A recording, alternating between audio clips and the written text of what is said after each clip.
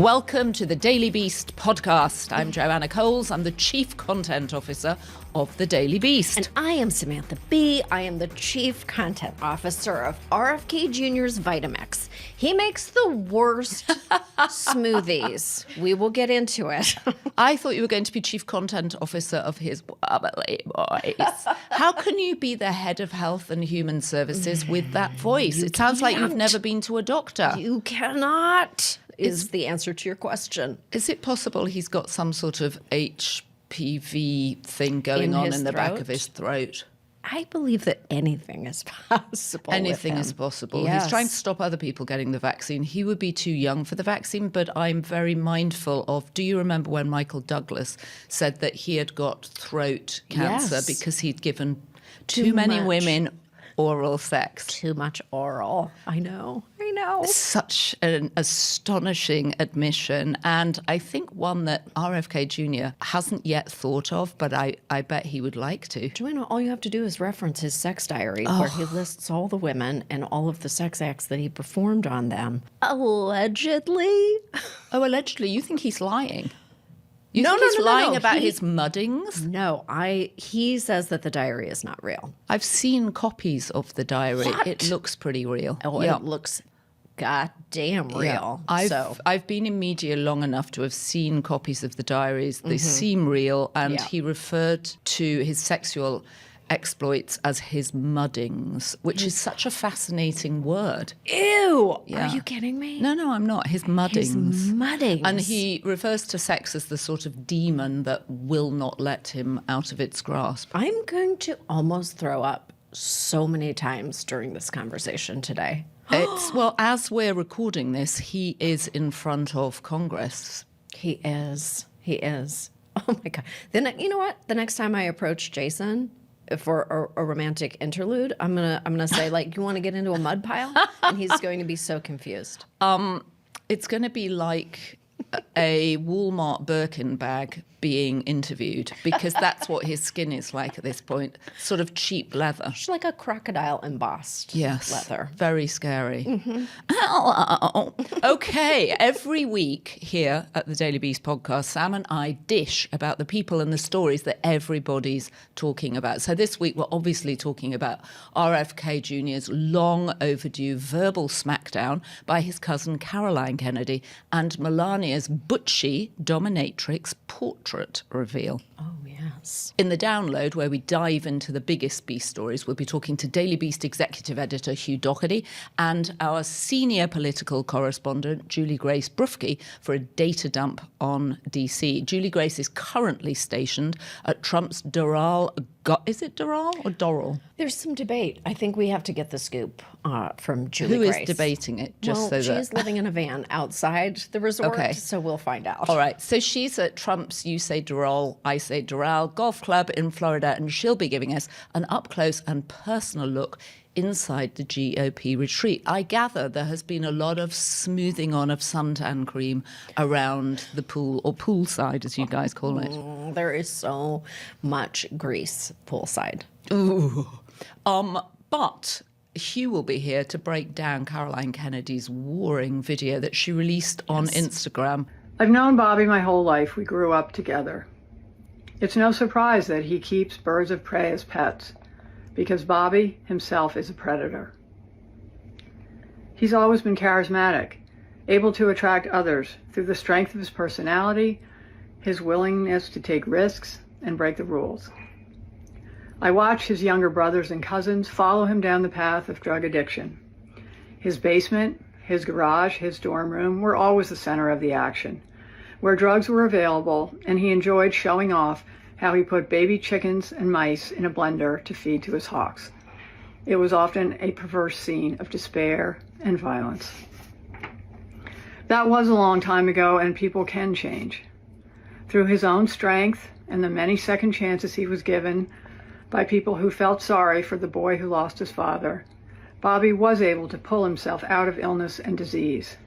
I admire the discipline that took and the continuing commitment it requires.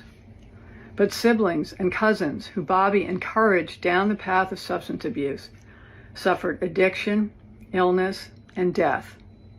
While Bobby has gone on, to misrepresent, lie, and cheat his way through life. I thought she looked... I felt she could have worked with her presentation a bit better. I felt that she looked like a very lefty academic and it wouldn't play wide enough.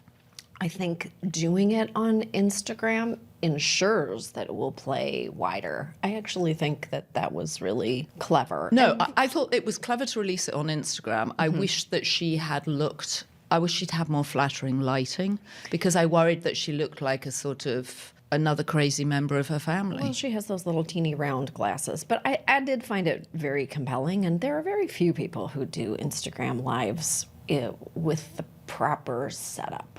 I actually find that as a general rule that people Fair. I mean, listen, it was up. a brilliantly written, very good use of not very long. I mean, really concise. Yes. And every single line had something terrifying in it. He has birds of prey because he's a predator. Oh, That was yeah. very effective. It was very effective. It was, and the revelations about, I don't know, just revelations about him frothing baby chicks in a blender to feed his birds of prey is just, is this the person we want in charge of literally anything? And I maintain to this moment that if he didn't have the Kennedy name and the Kennedy money, he would be out on the streets just proselytizing. Of course. Well, or he'd be helping Cheryl Hines with her, you know, whatever it's called, Hines. What is her bath line called? What? Yeah, she has a bath and body line.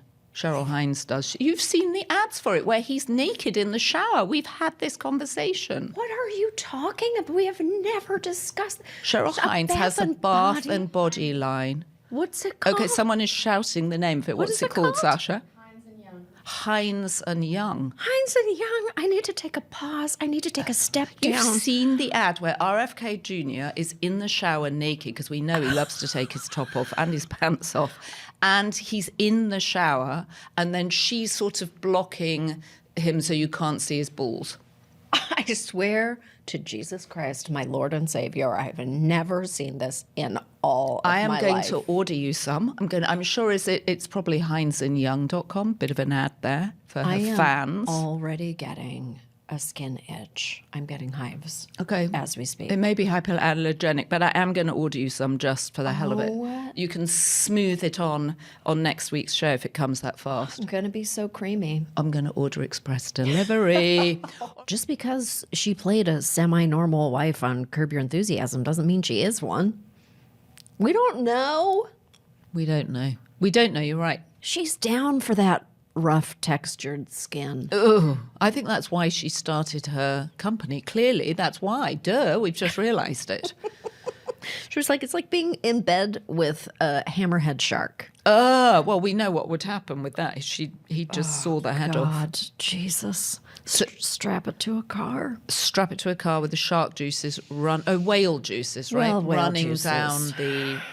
running down the window. This episode of the podcast is truly visceral. All right, and our beast of the week this week is none other than Reid Hoffman, co-founder of LinkedIn and one of our time's most influential politically engaged entrepreneurs, the Silvio Dante, if you like, of the PayPal mafia.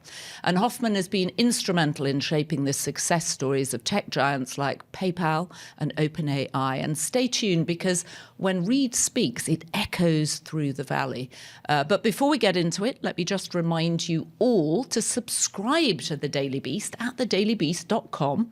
It's juicy, sharp journalism. It's independent. So subscribed and stay saucy, spicy, and informed. Oh, I love that. I felt last week that I hadn't been sufficiently appreciative of Lauren Sanchez's breasts. You're quite obsessed with those glistening orbs. I'm obsessed by what they represent, actually, and I thought that it was extremely interesting to Isaac Mizrahi's comments a couple of weeks ago when he said that the First Lady and those around her play dress up.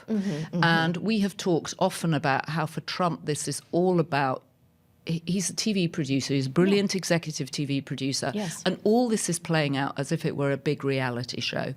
And that the women are playing roles that we felt were inspired by Robin Wright Penn on House of Cards. Sure. Melania's new official portrait looks like it looks like the headshot that you hand in before your House of Cards audition. Yes, it does, to get the role. Yeah. Absolutely. Or it looks like something out of the Wall Street Journal, where she's a sort of businesswoman. She's got no jewellery. It's a white shirt, for those who haven't seen it. She's wearing a grey suit. It's tailored. It's very severe. It's not unlike my jacket. Not unlike. Can you remember who designed it? I can't remember, I actually. actually can't remember. I can only remember that there is a cummerbund. There was a cummerbund. You're absolutely right, which you're very struck on.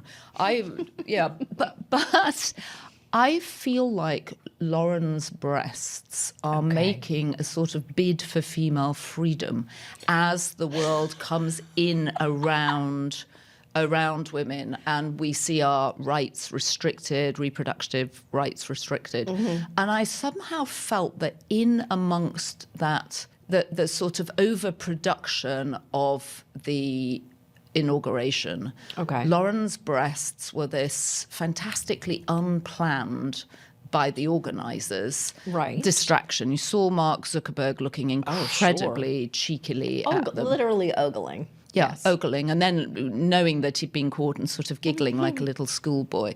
And I just thought there's something more here, and I do think they should have their own coordinates on Google. Do you think that her breasts are just waking up right now and they're just like, niplus erectus, somebody's talking about me, boing. Maybe. They're beautiful. They're lovely. They're Well, a lot of work has gone into them. They didn't just symmetrical.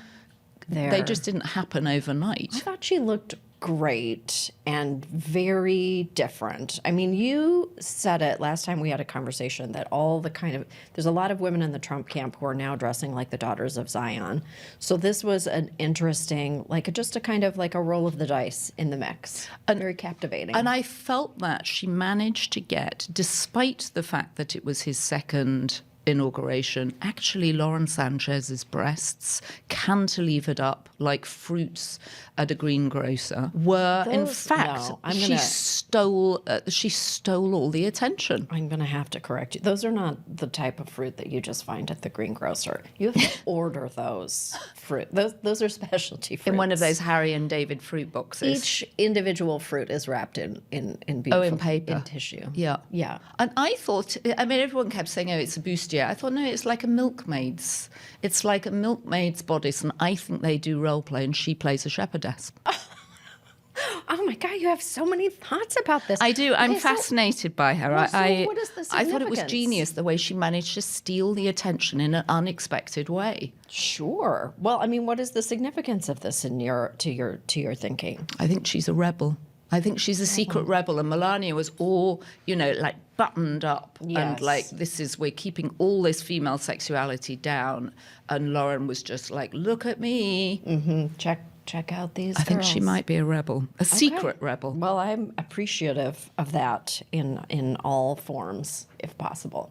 If you got lost down that cleavage, you would need Google Maps to get you out. I would need Google Maps. That's some crevasse work. You'd have to abseil your way out. To really work on that. Okay, Melania's official portrait. Melania rocking skinny jeans. Should we just my God, the skinny jeans were fantastic. You predicted this. Of course, because in a Trump America, you are bringing back skinny jeans. I'm still seeing big pants everywhere, but we hated big pants. That silhouette is about to change. Obviously, boobs are going to be at the forefront again. Boobs. What am I, a child? I'm a child. But why? Boobies. There was Melania doesn't give boobs, despite the fact that she was modelling topless at one point in her career. She actually dresses the complete opposite of that. Very severe. You never see any cleavage. Those long dresses that she wears. She wants to be taken seriously. She wants to be taken seriously. I can never take her seriously because, again, I repeat, I read that goddamn book. You read the book that she wrote that she didn't read. It's easier to grift when you look the part of a serious person. Interesting. I thought she looked fantastic. And again, to Isaac's point about her playing dress up, she was dressed as a first lady, dressing down to go on a trip. Sedate, serious, sedate, educated. It makes it easier for people to stomach buying her ridiculous meme coin. Yeah, that is a ridiculous thing. You just say the word meme coin. This is grifter in chief, right? Yeah. Grifter in chief. It really is. Okay, what else are we talking about? Hegseth's divorce settlement? What is his divorce? One of the so we've started at the Beast a new column called The Swamp, which I love it. looks at what's going on in DC. And of course, Trump says he's going to drain the swamp, but he really doesn't need to because it's all leaking to the Daily Beast. That's fantastic. But one of the things I've always been fascinated by is the idea of a cabinet made up of people who in theory all get the same amount of money because they get paid a public salary, which is well taken care of. Pete Hegseth is getting $246,000 for running this enormous department, which you might argue actually is very much underpaid for the enormity of the job. But what's so fascinating is that the people around the table have such such a difference in their wealth. So you have Scott Bessent, who largely made his fortune actually betting on Black Friday against the British economy, against the pound.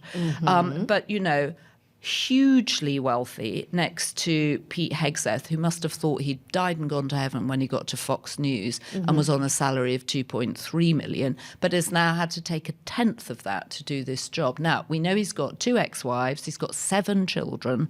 He's got 7 children. Okay. He's got credit card debt, or he certainly did have when he was getting divorced for a second time. And he had, I think, a $480,000 mortgage on a $600,000 property. So this is not a guy who's well off. Why would he be? Served his country. But interesting to be sitting next to someone who is a centimillionaire, if not a billionaire, Scott Bessent, and both having the same loudness of voice, if you will.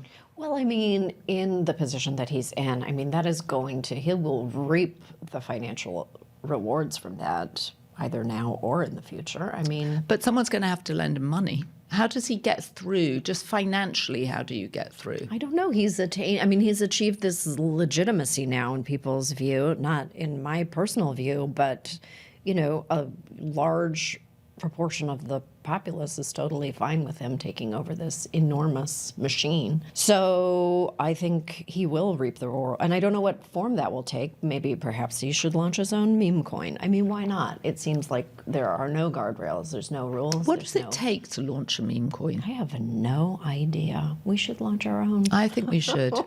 Be Cole's meme coin. Oh, God. Like Beast Bucks. Beast Bucks, that's so good. Cute. That is or Beast Cash.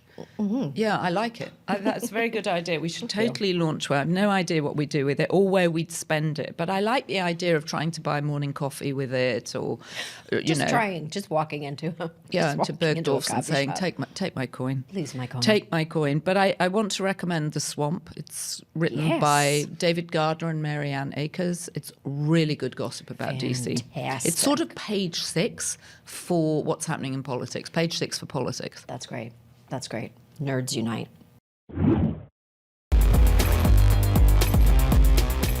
Welcome back. We're joined now by the Daily Beast's executive editor, Hugh Doherty, and senior political correspondent, Julie Grace Brufke, to get the download on the GOP retreat at Trump's golf club in Florida. Julie Grace, you are at, how do we pronounce it? Trump Doral. So his golf resort right outside, right in the Miami area. Doral. Okay. Doral. Okay. So what are you doing there and what are the Republicans doing there? So they're here for their annual GOP retreat where they're kind of hashing out their policy plans. Trump was here a couple days ago to give a speech, J.D. Vance yesterday, and just kind of a push to kind of rally around policy and kind of a chance for members to hang out with each other and kind of bond. Some of the new freshmen, and they're all kind of hanging by the pool, playing golf, getting to know each other. So that's kind of been the vibe down here thus far. There's a couple people, Marjorie Taylor Greene, was just tweeting, not a whole lot got, not a lot of consensus on the policy, but, and Chip Roy, a few members, I think there's 14 that aren't here. So a couple people that were kind of railing against coming, but yeah, overall kind of been a kumbaya rally around Trump vibe. Wow. Do you think that when everybody is congregated like that, does he give them a heads up about the funding freeze that he would later go on to announce, or are they just kind of blindsided by all of this stuff, by this big fire hose as well? So, I mean, there were certain things of his agenda that he was laying out, but it was more of a unified in his speech, more of like a let's all unify. But yeah, there seemed to be a lot of confusion about the funding freeze situation, and still kind of seems to be some confusion on that front. I talked to some members yesterday they were like, we need to get some clarification on things before we decide if it's a good or a bad thing. So I think they're looking to get some answers on that today, but it doesn't seem like they got a whole lot of heads up on that front. And he's golfing. How are they creating, like, I mean, in terms of security, are they creating, the perimeter must be just massive. Yeah, Is it what's all the locked security down? like? So it's like metal detectors, and they checked everyone's cars as they came in, and then it kind of relaxed a day later. But I mean, some of the members were saying the security situation, the way it's set up, and just kind of the drive-through made it easier than some of the past resorts that they've used in the past for when he's come speak to them. Is this a fair characterization to say that it's just 24/7 ball licking? And people are putting just sitting by the pool, and everybody's just creaming each other's backs with suntan lotion. I don't know. What does it feel like? I mean, some of these guys were like, oh, it's a lot of boring policy breakout sessions where they talk about tax policy. But I think there's a bunch of members kind of hanging by the pool now. They're starting to fly out. So it's I mean, right now I feel like they all are very excited to have the majority, very excited to have Trump here. So that's it's been a little less testy than past retreats, but yeah. So they're back in Washington next week, and yeah, just kind of hashing things out right now. And what about the severance notices that went out to 2 million federal employees? Did the group that you're with have notice of that? So I don't think they got a huge heads up on that. I know some moderates have some concerns on that front. I know there's some concerns on the firings of IGs. That's kind of been something that there have been some worries on that front. But so far, it's kind of I mean, their main focus down here has largely been the reconciliation bill. So that's kind of what they've all been in these meetings talking about. This is the beautiful big bill where everything is going to be wrapped up in one neat bow. That it is. Although I've talked to some people that are already kind of tamping down some expectations given the margins there. So they're not sure what ultimately will get in there. They haven't totally figured out what they're going to do with the debt ceiling. There's still a lot they've got to iron out that they were hoping to figure out a lot of down here, but I think it's probably going to be taken back to Washington where they're still probably going to have some issues figuring that out. So this is really just like it's a bonding exercise. No, I mean, that's what it's for? Is that's the purpose of it? A large part of it. I mean, Yeah. kind of like company retreats that Right. corporate America has sometimes. I feel like not totally dissimilar. Right. Trust falls. He made a joke to Speaker Mike Johnson about running for a third term. What is actually the feeling amongst Republicans when he says stuff like this? Is there any talk behind closed doors that you have access to, or? I mean, most of them kind of just brush it off as Trump Right. joking around and Trump being Trump. I know Andy Ogle is a Freedom Caucus member. He introduced a resolution about a week or two ago where he that would amend the Constitution to allow for that. And then I think it had a carve out for Obama being exempt from that carve out. But I mean, I think it's messaging bills mostly that was kind of a messaging bill to be able to fundraise off of more than anything else. So I don't think anyone's totally taking that seriously down here. But yeah, then Mike Johnson kind of brushed it off last night when chatting with reporters. God, there is so much pasty white skin there. There is not enough SPF in this world to protect these people. A lot of people looking like Mark Zuckerberg. Do you remember when he put that white sort of geisha mask on? That's right. That was not a good look for Mark. Obviously, he wouldn't do it now. Now he'd just welcome the suntan because Of he's course. just, yeah. He has to tan. He has to lay on the surfboard and tan his perineum because that's what macho men do. That is so. You're giving me so many visuals today. It's just. you. It's Thank you. just. I'm breathless. So as we speak, Julie Grace, and then we'll drag Hugh into this conversation. RFK Jr. is performing his confirmation duties. How? What was the conversation like at Doral about him and the likelihood of him getting passed? I think to some extent, I mean, most of the Republicans are kind of just rallying around Trump's picks on this. I think Tulsi's kind of probably the one where they're voicing more concerns, but that Caroline Kennedy letter yesterday was a doozy. And I mean, I think any Dem support that he might have gotten is probably likely dead. Got to check in with some sources on that front since I've been hanging with the Republicans down here, but I mean, that was pretty scathing. So there's definitely some concerns from Republicans over on the Senate side. I mean, Bill Cassidy with the vaccinations, and so I mean, he could have a tough climb. I think Tulsi's still the one that's probably the least likely to get confirmed, but yeah, I think he's got kind of an uphill battle there. For God's sake, Mitch McConnell had polio. How can this be happening? Hugh, Well, how can this be happening? Julie Grace was talking about reconciliation, and I'll tell you where there is no reconciliation, and that is in the Senate. The confirmation of RFK Jr. is already incredibly bad-tempered, incredibly testy, and it's torn apart his own family in a way that we have never seen for this political dynasty. And where that leaves the Republicans on voting for it, we won't know until next week, because there's multiple hearings, and then they all go away and they have more meetings to decide behind closed doors what they're doing. But what we've already seen is that RFK Jr. is a fairly angry performer. And the last time I was here, we were talking about Pete Hegseth, and he seems to have taken some practice notes from Pete Hegseth. He's facing down the Democrats, but the Democrats this time are really going after him. And we're in for, I think, probably 48 hours of incredible drama in the Senate, with finger pointing, with anger, and with claim and counterclaim about the safety of vaccines. So can we just talk about how we got here to a place where a conspiracy theorist about vaccines, who gets paid by the anti-vaccine lobby, who is part of a lawsuit against Merck that he's not going to give up his potential financial gains from, even if he is chosen as the Cabinet Secretary for Health and Human Services. How did we get to this point where he is a viable candidate? Wow. How many hours do you have, Joanna?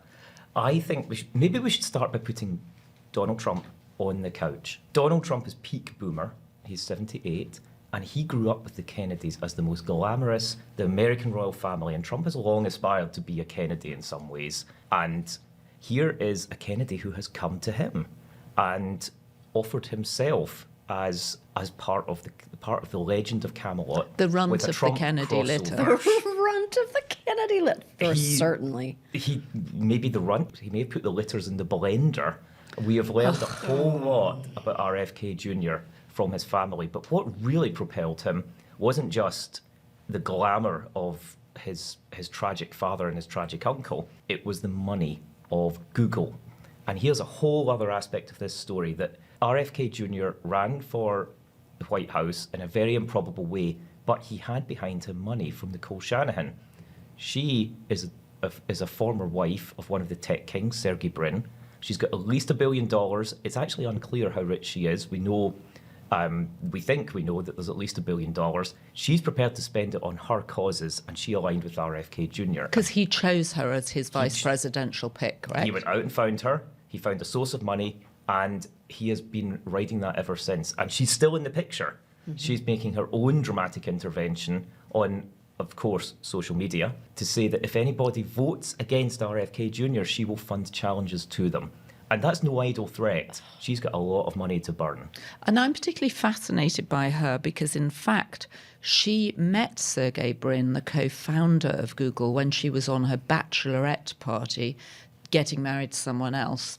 27 days after they got married, the marriage ended. She then married Sergey Brin, had a brief affair with Elon Musk, and which caused the divorce, and then got, I think, $800 million in the divorce settlement. Right, it's incredibly wealthy divorcee. And, of course, what we don't know since is how she's invested that money. So, given what the markets are like, it's probably worth a lot more. Well, and I think it was in Google stock or Alphabet stock. Well, it's a good bet that she's got a lot more money. And she is an outspoken backer of RFK Jr., and she is one of the group of people that have coalesced around RFK Jr. He's spoken about these crunchy health moms who have decided that bad food and vaccine fears overlap. And many medical experts are really gravely concerned here because there are valid criticisms about what we're eating, but they're being mixed up with absolutely untrue criticisms about vaccine safety. And to be clear, he did vaccinate his own children. And that was one of the very first questions the Democrats were keen to ask him. Mm-hmm. But he got in there first and said it in his statement in an attempt to kind of take the heat out of it. The Democrats are really going to go after him for the next possibly 4 years if he is confirmed as a hypocrite. They're asking him about abortion, and that's a real problem for Republicans. Right, right. Just before we started talking about this, I looked at updates on my phone, and the headline was, he seems to have no understanding of Medicare and Medicaid. which is critical. That is the job. So that's an interesting headline. He has some understanding of one crucial thing for Trump, how to perform on TV. And for people who remember the Kennedys from the 60s, as Trump does, there's something weird and creepy about looking at what RFK himself might have looked like if he had made it to 70. You have to remember, RFK Jr. is way older than his father was when he died. So we're getting a kind of time-traveling glimpse with the assistance of some testosterone implants as well that is giving us a weird look at an alternate universe of Camelot. It's extraordinary analysis, amazing actually. And you're right in the way that Trump presents his family. I mean, I am fascinated by those big Trump family photos because he's got, 3 wives? He's had all sorts of children. Well, not all sorts. He's got, 4? He has 5 children. 5 children, of course, Barron and Tiffany, and then the 3 with Ivana. But you can see the impact on him from those extraordinary Camelot images. And he's stolen the imagery. He's been very open about that, about using the idea of the big family, the clan. What the other alternate universe that we've been presented with, though, is that this Kennedy family have been absolutely fractured by this. They're torn apart. Bobby Kennedy Jr., or Bobby Kennedy III, is behind his father. Kik Kennedy, again named after a previous Kennedy, is also behind her father. But on the other side, his cousin, Caroline Kennedy, the only surviving child of President John F. Kennedy, is vehemently opposed to him and has exposed incredible secrets that this most chronicled family in America still had managed to keep in the dark. And to see that happening, it might be a warning to Trump about what happens in extended political families, but it's given everybody in America an incredible insight into the troubles of the Kennedy dynasty. And whether that is going to derail his confirmation, we're still waiting to find out. The Republicans who are shaky aren't going to say. But what it is going to do is hang a big shadow over the next 4 years of his life. I don't even know what to say about this. I'm so distressed about these hearings. I am so distressed that anybody could take this person seriously. I just don't even know what to say. Well, and as you said earlier, I mean, if his name weren't Kennedy, he wouldn't be there at all. And the idea that you can sort of reject the science that you want to reject, it's just crazy. I want there to be a vaccine against RFK Jr. It seems like, for me, as you're... He would take it.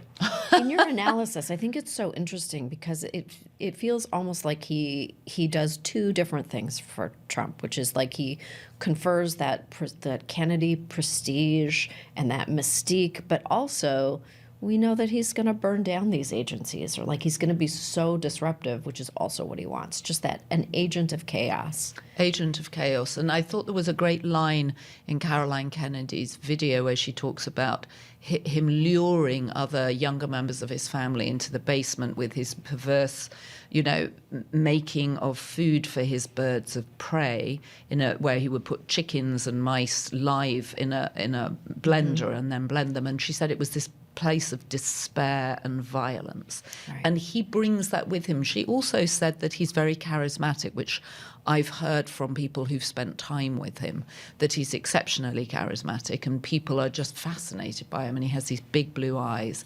And you're right, it's the eerie sense of seeing what his father might have looked like had he lived to be president or a politician. And one thing that he's done very effectively, and this maybe speaks to that analysis that his cousin offered about being charismatic, is he immediately, when he started these hearings, said that he is a recovering addict. And that's an attempt, obviously, to take away some of the really bad aspects of his life that Caroline Kennedy spoke to. She said that he had led his brothers and cousins into despair and addiction. And we all know the scale of tragedy that has hit the Kennedy family, the scale of death from drugs, that he lost a brother, he lost another brother who was an alcoholic and in recovery when he skied into a tree. His other cousin was convicted and then exonerated of the murder of a 15-year-old girl. Caroline Kennedy put all those tragedies at his feet, but he performed, for those who support him, this charismatic turnaround of saying, I am in recovery and I go to meetings every day. Well, how's he going to have time to go to meetings every day? I mean, what was it that Elizabeth Warren said about Hegseth's confirmation hearing, that it was the first time she'd heard that sense of, what is it when you have you just have a complete change of heart and your life Confirmation changes. conversion. That's right, confirmation conversion. Thank you. And I think we're definitely seeing one of those on vaccines from RFK Jr. He's trying to say, I'm not anti-vax, I was just asking questions. And But to he the was medical paid by establishment, anti-vaccine lobbies, right? he was, and he retains an interest in that, in those settlements, and he's declared that he is going to keep that, which, of course, Democrats and the medical establishment say is a massive conflict And of interest. here's the crazy thing. There are so many people that could run that agency that would have been an easy pick for Trump. This would not have been difficult. Why are we stumbling over someone like this? This is a big question for the Trump movement. One of the people asking the questions is called Bill Cassidy, and he's a doctor, he's a Republican senator, he is a hardcore conservative, and he is also in favour of vaccines. And there are people who say he was eminently qualified to take this job. But he had voted to impeach Trump in 2021. And often with Trump, the personal is the political. We see the effects of policy, but really it's all about personality. Bobby Kennedy went on stage and spoke in favour of Trump and endorsed him. And that for Trump is really what matters.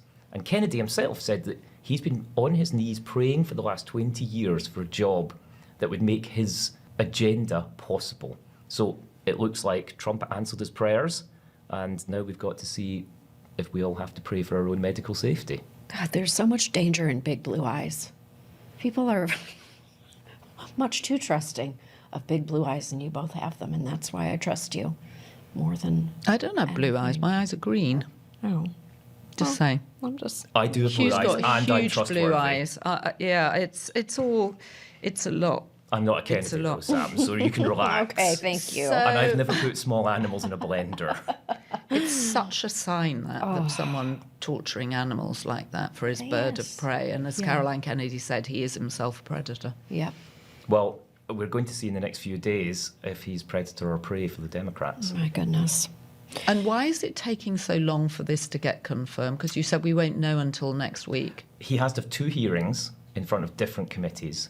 Those committees should reach a consensus. They then go and have another meeting to vote on it. And also, there's just a tidal wave of people that they've got to confirm. So there's only 100 senators, and there's a lot of nominees. So today, tomorrow, the next day, if you're a senator, your diary just says confirmation, confirmation, confirmation. Right. And the cast of characters that's on your diary includes not just RFK Jr., but Tulsi Gabbard and Kash a Patel. host- Kash Patel. And then a host of more minor figures that we'll only begin to hear about in the next weeks and months. So this show is going to run and run. Julie Grace, you're still at the Doral Hotel. Thank you for staying with us. I have one question for you. Do you have any sense that the food at the Trump Hotel where you're staying, or where the Republicans are staying, do you think there's been any healthy additions to the menu because of RFK's influence? I don't think so. I mean, like the pool menu's been largely like salads, fish tacos, and then it's like a BLT steakhouse. So, and then there's a grill. It's kind of like country club golf food. Country club golf food. Country And club. blended small chicken. And blended. And blended yes. chicken. I'll never, ever have a smoothie again. A mouse milkshake. I'm glad your cleanse is over, Joanna. Well, Sam had a sausage cleanse. Julie did. Grace, thank you for joining us. Thanks for having me. Yeah, we'll talk to you again soon. I thought that was such an interesting observation that people are fascinated by him because he represents what his father might have looked like had he lived. I know, it is so interesting. People are so often tricked by people's appearances. They really are. They They see really those are. they see those big blue eyes and they just think it's the guy from Jesus of Nazareth called Jesus.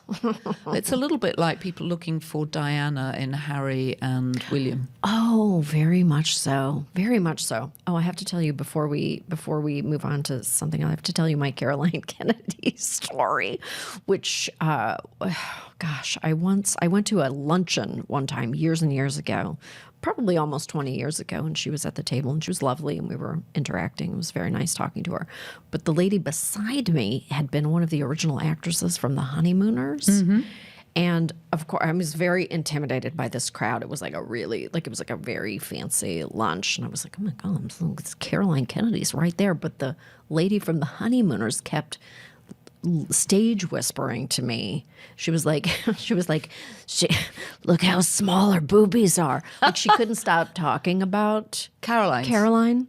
She was like, she could have at least worn falsies. I would have worn falsies. She was obsessed with falsies and felt that she should have worn a padded bra to the luncheon. Which brings us right back to where we started with Lauren Sanchez. Well, the whole podcast comes full circle, full orb. It's very clear that Caroline Kennedy hates talking about her family. Of and I thought it was course. very brave of her to put that video out. And if there was one time to talk about your family, this is it. This is it. She did choose her moment. And I hope that people listen to her. Ironically, it may be his position, which is pro-abortion up to the day of the fetus's viability, that may be the thing that gets Republicans to vote against him. Yeah, maybe that will be the thing that tanks him. And hopefully it will, because his ideas are dangerous and he's a disgusting human being.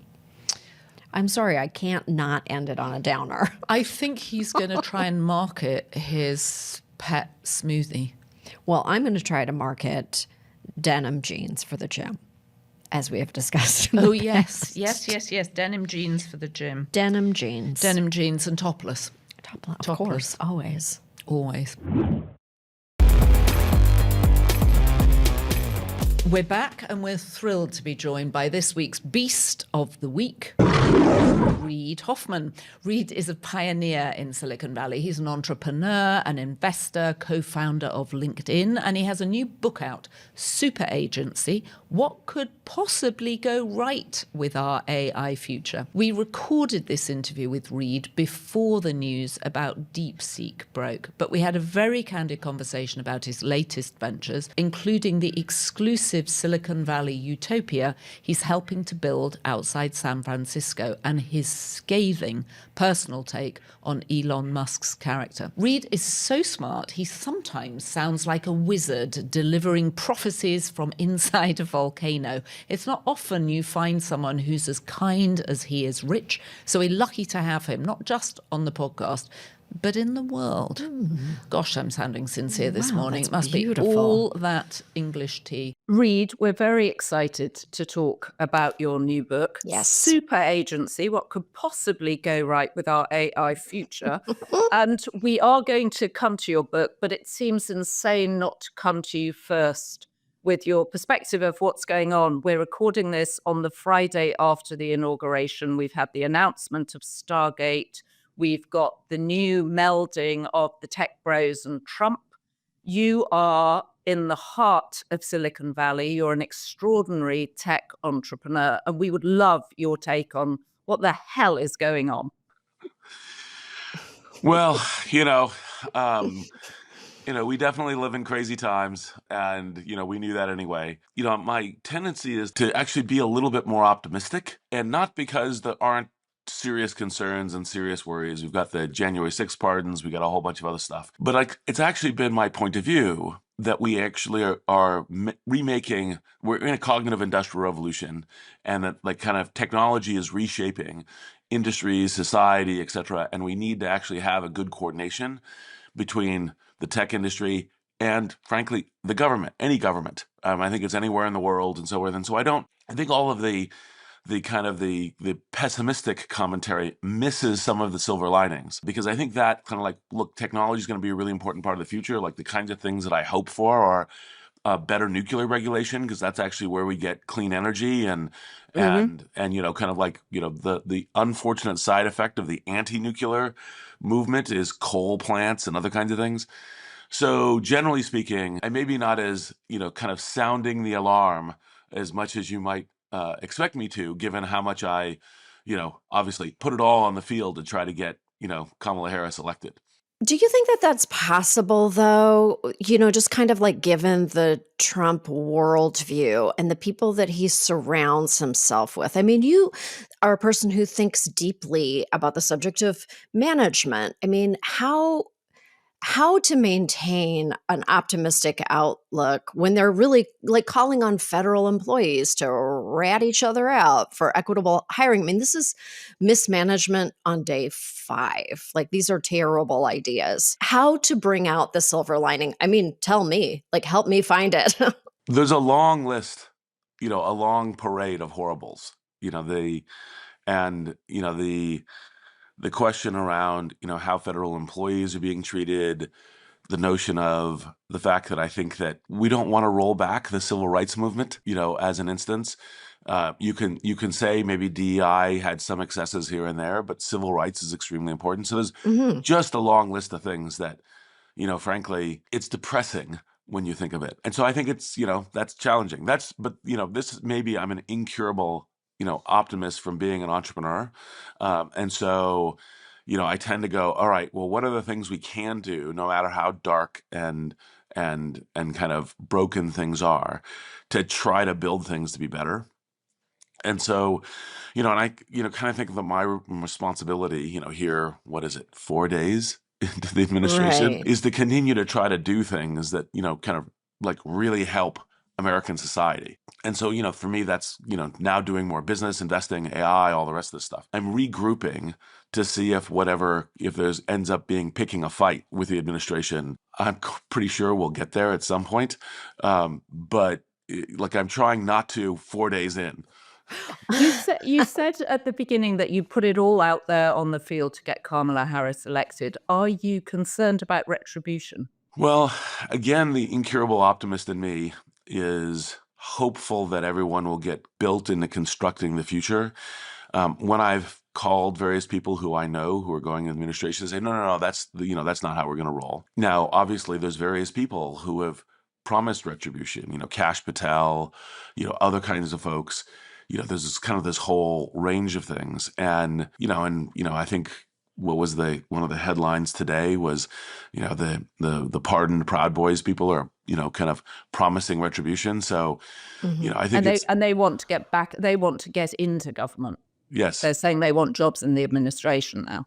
Yeah, exactly. And so, and obviously the, taking people who physically stormed the Capitol building with the intent of killing Mike Pence and assaulting police officers and putting him in the administration is unfortunately a classic thing from 1930s fascism. So I'm hopeful that it won't happen. But again, in all of these things, I'm kind of waiting to see, what plays out. I'm sensing that you're like, well, I'm just going to seed good ideas. That's my, in people's ears. 4 days in, that's what I'm trying to do. I mean, at Right. least give it a couple weeks. Right. I noticed that you were not up on the dais, and I just want to say, like, isn't the point of being a billionaire that you don't have to lick someone else's boots? So really, why were so many of them up there? I felt debasing themselves, actually. Well, again, I'm going to kind of go to the little bit of the silver lining, which is, they do operate within a country. We want the industry, the tech industry, all industries to be responsive to the local government. If you're asked to show up, I think you do. I was fortunately not asked, so didn't have to, kind of have this struggle of a question of how do I serve my country this way, and is this the kind of thing that I do? But if you're asked, I think generally speaking, you try to help the country, and this is the legitimately elected government for all of the worries that we have with what's going to be happening with rule of law and other things. Right. It's impossible, actually, to leave Elon Musk out of this conversation. His presence is everywhere. His influence seems to be without guardrails. I mean, he recently defamed you. How do you wrestle with the amount of power and control that he has, and how he is choosing to wield that influence? And also, you've known him for a long time because you are all part of the PayPal mafia. Yes, a name that I adore. It's the criminal conspiracy. It spawned an incredible set of entrepreneurs. Yes. Yeah, I tend to use PayPal Network. It's less sexy, but it has less of a criminal undertone. I mean, PayPal is a great public company, and all the rest. Elon is this weird kind of dual vision. On one hand, an amazing entrepreneur, revitalizing multiple industries. Space, satellites, cars, and part of that is because he has a ability to convince himself that he has the absolute understanding of the truth, contrary to any data. And so I've seen it multiple times. I mean, for example, if you go back, politically, he was tweeting things around, Paul Pelosi was assaulted by an ex-gay prostitute who was angry with being paid. And it's like, where did you get this from? Like what gives you any sense of belief that this is actually, in fact, accurate? And it actually kind of goes on. And unfortunately, a lot of it's on Twitter. And unfortunately, some of it's directed to me. And it's, kind of deeply irresponsible because, there's a lot of crazy, violent people out there. And when you make aspersions, that are basically slanderous, completely out of, have zero factual basis, etc., it's kind of a call to those kind of crazy, violent people. And so, all of that stuff I kind of deeply regret. I wish he was more focused on the things, that he has done so amazingly and not on the things that I think are, causing a lot of, pain and harm. And how do you square that, Reid? Because I, like you, I'm more of an Elon optimist in terms of his extraordinary entrepreneurial abilities, but the X of it all really seems to be a very dark cloud to his otherwise incredible abilities. I mean, you've known him a long time. What has changed? Part of it, what I was saying early, is that he is, he has this conviction that he sees the future with absolute clarity, and he kind of believes that he grasps the truth. That's part of the reason why he thought he could start SpaceX and make it work. That's part of the reason why he thought he could, put it all on the line and make, kind of Tesla work. But then when it crosses over into other things, so for example, he's, he's unhappy about the OpenAI stuff because, he made he made an initial really good choice, which is founding it. And then he was like, this isn't going to work unless it's a company that I completely control. So I'm leaving. And then it worked out and he's unhappy about it. And so then he throws various, kind of unbased, kind of completely, slanderous assertions at Sam Altman. He throws them at me. It's unfortunately the flip side of the coin. It's kind of like the Dr. Jekyll and Mr. Hyde, kind of thing.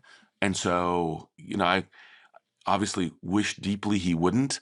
I think it's, immoral and irresponsible. I feel like in the world where you make a really binary pros and cons list, the cons are very far outweighing the pros right now. It's a supernova burnout leadership style. I don't think it works. And I think his influence is too great and the horse is out of the barn. His need for attention is overriding everything. And I really welcome him to try to colonize Mars by himself anytime. hop on that rocket and go. Occupy Mars. He wears the t-shirt. Yeah, exactly. Okay, we want to talk about your book. And I have to say up front, and I'm sure that this is not a huge surprise to you, I'm kind of an AI doomer, not because I don't think that there's like zero upside, but just because I think there are enough bad actors in the space that whatever benefits it confers could be easily warped to serve the god of money. Can you just tell me that I'm wrong? Like, please, I'm looking for, it's not your job to reassure me, but we're here, so why not try? Well, I'm always delighted to try. Thank you. Look, I mean, I do think that one of the things to never, it's part of human society that there's differences in power, there's differences in wealth. I don't know what human society looks like without that. I mean, to some degree, all three of us are folks who in different paths have led really extraordinary careers, and that is kind of differentially rewarding. And that happens. And so the fact that, kind of there will be some differential benefits, in any technology, including AI, to entities that have the power to construct them, the wealth to construct them, et cetera, will happen. And I don't mean to I start with a kind of brass tacks to just make sure that it's not Pollyannish. But here is the thing where I think you get to a perhaps a reassuring thing.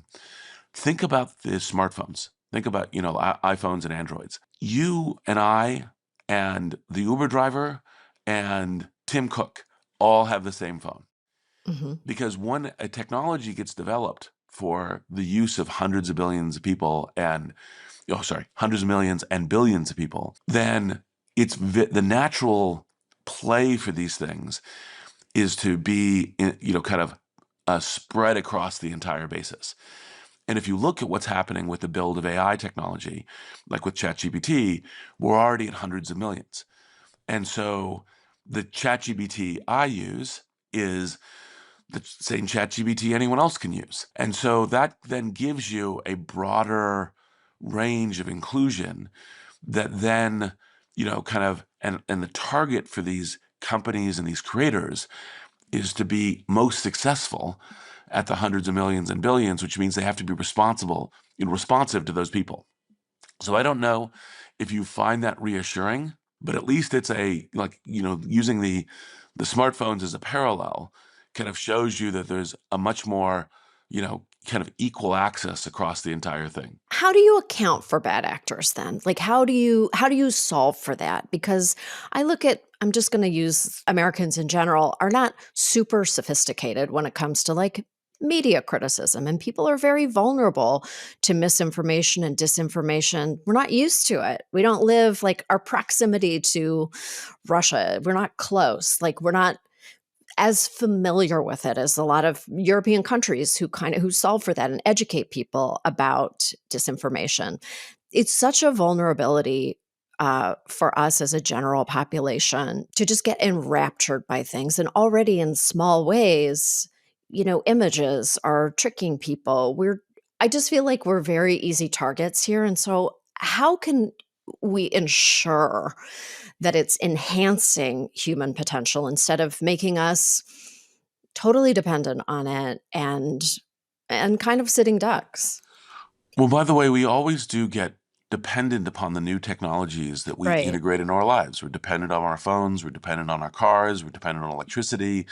I mean, dependence is actually not the right criteria. The right criteria is, kind of elevating the human condition.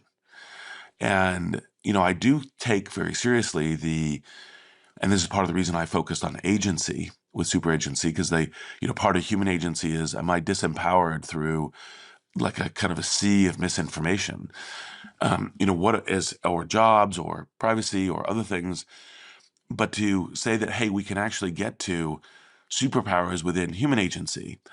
And part of that is like, you think about like, okay, well, if we have really good AI assistants, because I think we're all going to have them in a small number of years, that can help us process the information we see. Because it's not just crazy information on the internet.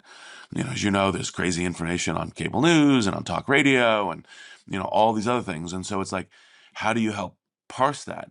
Well, if you have an agent that's kind of going, well, by the way, when this person is claiming that vaccines cause autism, they're actually, in fact, they're counter the entire medical field of studied practice on this. And so, make up your own mind. Anyway, so I think that kind of empowerment is when you think of where the problem is where the solution is. I think that's the kind of thing to always be thinking about with technology. That is such a Reid Hoffmanism, where the problem is, there the solution is. So can we get down to sort of very basics here, Reid? Because I know that you live up in the clouds and you're referred to as the philosopher king of Silicon Valley. What does AI mean for me? In 5 years' time, what does it mean for my healthcare? And I have another question, which I'm really curious about, which is, in all of this, does AI change the nature of being a human? Or are we essentially sort of stable as creatures? I mean, I was trying to think back. I was having this discussion earlier this week with a friend about, are we the same as we were 2,000 years ago? We may be more sophisticated, but essentially, are we the same? Are we the same animal? So those are two different questions. I'll answer Yep. them in order. So the first is very straightforward, which is one of the things that, kind of I hope with for example, administration that's kind of focusing on deregulation is that we will move very quickly to a medical assistant on every smartphone that's available 24/7, that's better than your average GP. And that doesn't mean GPs will go out of work. There's all kinds of things for GPs to do, including having your medical assistant report, kind of say, hey, off the conversation I just had with you, Joanna, do you mind if I say this following things to your GP so that, the GP can help kind of work with you on them, et cetera. And obviously, there's cases where people are uninsured, don't have access to a GP. Most people don't have access to a GP, a doctor at 11 p.m. on any evening unless they go to an emergency room. And I think that is line of sight. Like, I already can see it's only kind of a regulatory, legal liability issue that is the thing that stands in the way of that happening. And that feels very exciting. Yes, like huge in terms of and this, Sam, goes back to your earlier thing, which is like, by the way, that'll be great for, powerful people, and it'll be great for working class people, and it'll be great for unemployed people. It's like, it's good across the board. Now, the second one is more subtle and more difficult, and this is, you set it up with philosopher of Silicon Valley. One of the things that I've been thinking about in the last 8 years or so has been we're actually better described as Homo techne than Homo sapiens. And that Interesting. that may sound like, big words, but what it means is, as opposed to like we sit around like Rodin sculpture thinking, what we do is we change our nature through technology. Like, we already are a little bit cyborgs with our smartphones, with our computers.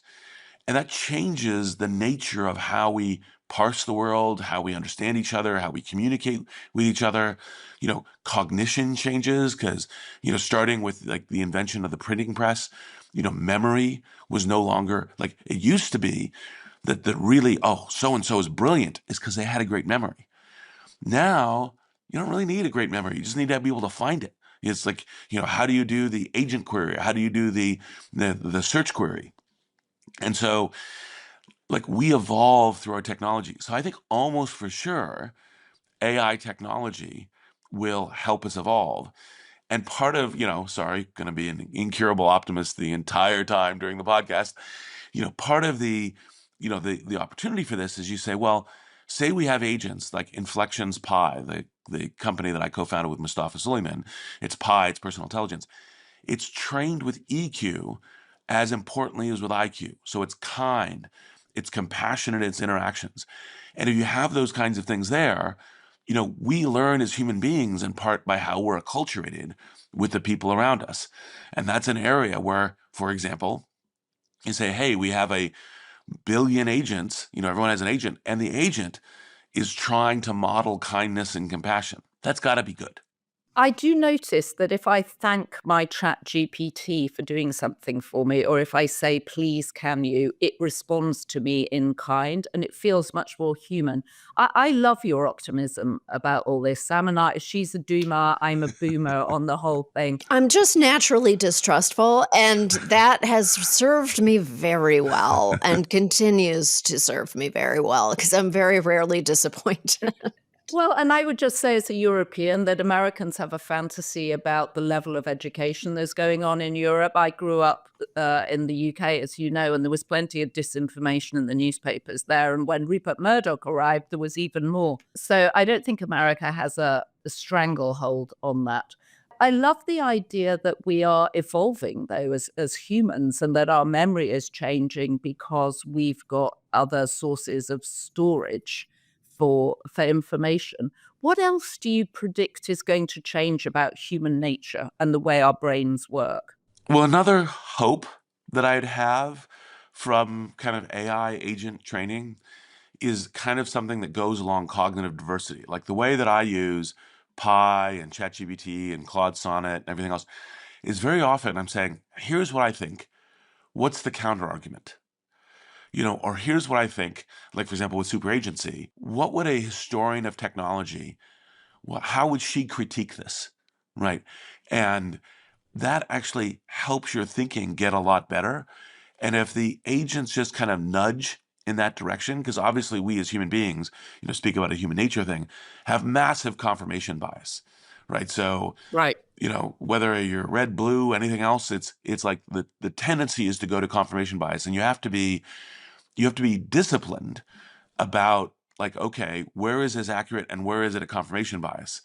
Kind of, Sam, to your Skepticism. skepticism, pessimism, concern, you can't get the future you want by eliminating the futures you don't want. I think that's true. I think that's great, but I will say this. I need to say this. I think we need like guidelines. I think we need guardrails. I think that human beings have to be forced to do the right thing. We resist seatbelts. We resist, packaging on our cigarettes that tell us that they cause cancer. We resist things that are good for us. We have to be kind of forced to do. So I want there need to be people like you who have an optimistic vision of the future. I just think there are an equal measure of people who have who will take advantage of people, and so we need guardrails to counter affect those people. And let's face it, Reid, you have somewhere to go because you're one of the investors in this crazy new city near San Francisco. You can run off and leave us all behind if you want. What is the latest on? I can't remember what it's called, but it's where you've all got together and bought this land and are building a whole new life. Well, California Forever. It's in Solano County. It's making good progress, and who doesn't want a new city that has walkable paths and green energy and a bunch of other things? But by the way, I'm not going to run off there myself. I'm going to invite all my friends to come. Right? Oh, So good. if people want to come, but building new cities is actually the kind of really big, ambitious thing that we should do more of. And when you think about it, it's it brings economics. It can be designed from a viewpoint of being much better for a sharing economy and kind of transport. It can be much more human in terms of walkable and green areas. And that was part of the reason why I signed on to it. And I don't know exactly what's public, but they're making great progress. Do we think that the benefits will outweigh the energy usage? Because there's discussion of that AI's energy usage was in part responsible for the wildfires in California. How are we solving for that? Well, this goes back to the kind of people trying to, get on a podium and yell very loudly when there's very little basis in any fact. Okay. If you think about it, it's something like, maximum 5% of energy currently is in data centers. And of that, maximum, call it 2% of that is currently the AI workloads. So the level of electricity that is currently being used is really not that much. Now, it could be growing exponentially, which is one of the reasons I asked the Right. question. But here's the thing. All of the hyperscalers are committed to and building massively green data centers. And part of how that benefits green energy across society is they're going in and making many billion-dollar commitments to geothermal companies, solar companies, wind companies, et cetera, to say, hey, we need this for powering our data centers because we are essentially making this commitment to be green for all the incremental.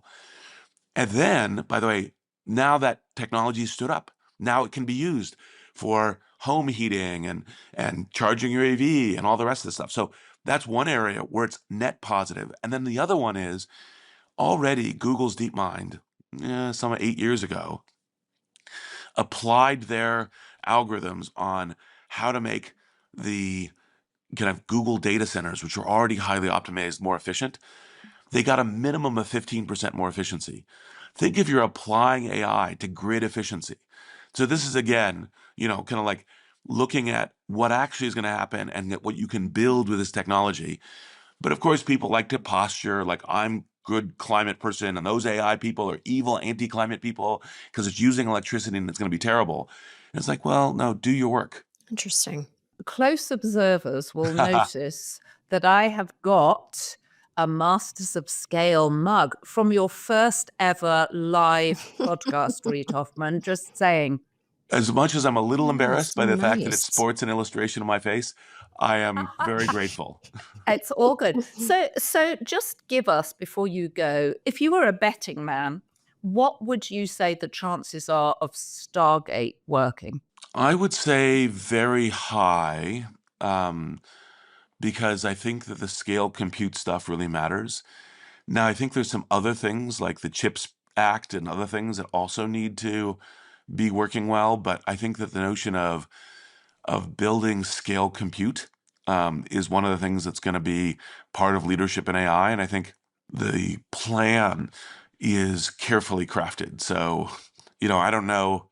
Entrepreneurship stuff is never greater than 80%, so maybe it's 50, but I think it's got a real shot. And what about Doge? Again, if you were a betting man, Vivek Ramaswamy's already left the building. Or perhaps a better way of putting it is Trump versus Elon, who wins? Well, I think in that case, Trump would win.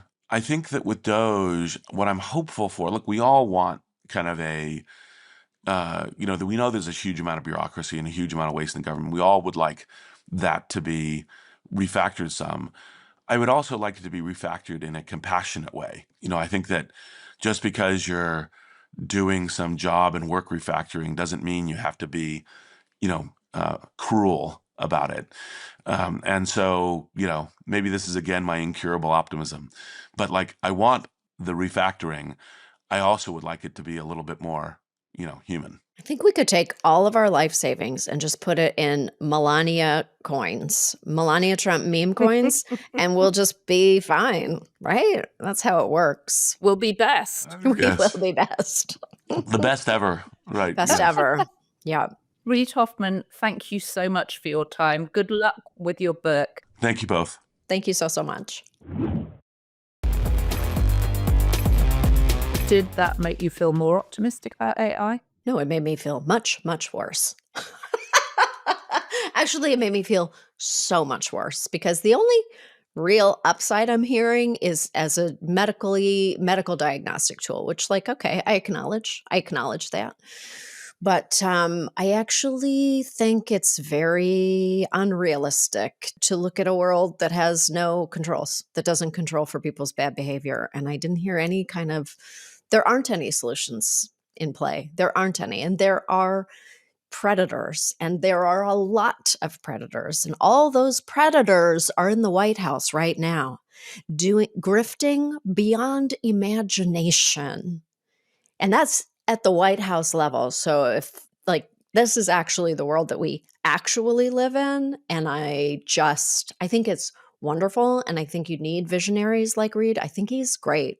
He is great. But it's easy to think the best of people when you are very wealthy. It really is. You see the best of everything. But when you are on the flip side of that and you're getting preyed upon by any number of people and the government who controls your life and your destiny, it's just a different perspective, and I can't help it. I am also Canadian. I pay my taxes. I wish my tax money didn't go to torpedoes. I just feel that we are living in the real world, and you have to have visionaries, and you have to have futurists, and you have to have all that.